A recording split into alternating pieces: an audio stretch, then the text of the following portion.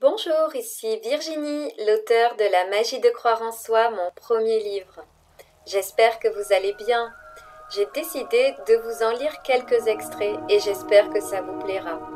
Aujourd'hui, je vous retrouve pour un extrait du chapitre Notre incarnation. Antoine de Saint-Exupéry dit « Fais de ta vie un rêve et d'un rêve une réalité ». Nous sommes incarnés dans un corps que nous avons pour mission d'écouter afin de comprendre les messages de l'univers. Que faire? Où dire? Vers où aller? C'est bien ce que se demandent les êtres humains en permanence. Pour leur bien-être, se rassurer, s'aider soi-même à laisser s'écouler sa vie librement, à travers eux et les autres. La nature a un rôle à jouer car elle permet de rester centrée. En effet, elle est équilibrée et parfaite. Elle émet des vibrations d'amour inconditionnel et nous fait un bien fou sans se poser de questions.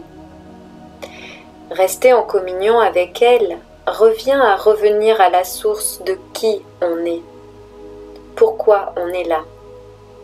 Ce n'est qu'un tout. Nous faisons partie d'elle et elle est en nous.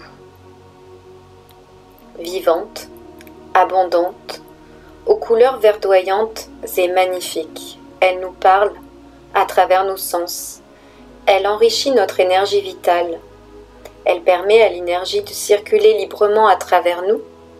Elle nous reconnecte à l'instant présent et à l'essence de qui nous sommes.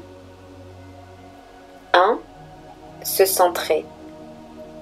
Notre corps nous parle sans cesse, et sans se poser pour l'écouter, nous ne l'entendons pas.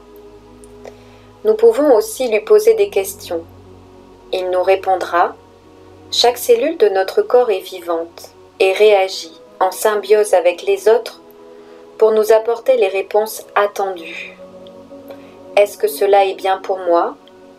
Bon pour moi? Est-ce la meilleure décision à prendre?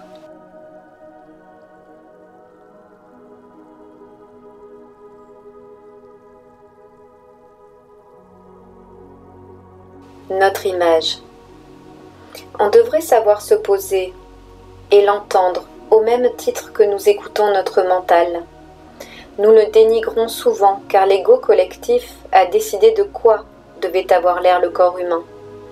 Nous l'avons oublié à travers ce que le collectif essaie d'imposer. Notre corps est notre véhicule et à ce titre, le plus important élément dont nous devons prendre soin et chérir à chaque instant. Sans lui, pas de possibilité d'incarnation. Sa peur permanente de ne pas être assez bien nous amène à nous dévaloriser en plus. Car notre mental va rarement nous comparer pour nous dire qu'on est le plus beau. En 3, notre étincelle divine.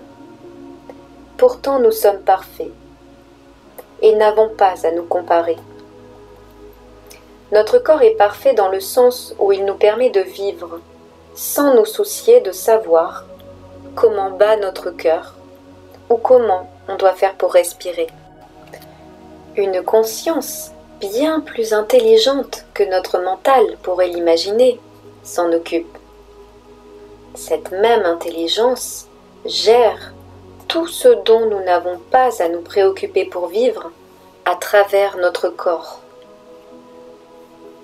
Eh bien en fait, c'est cette même intelligence qui veille sur nous et nous n'avons donc pas non plus à nous préoccuper de comment vivre tout court sur le plan physique.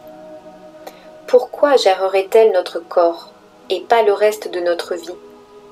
Cette vie, qui n'est qu'une illusion matérielle, nous permet d'aller expérimenter en tant qu'âme.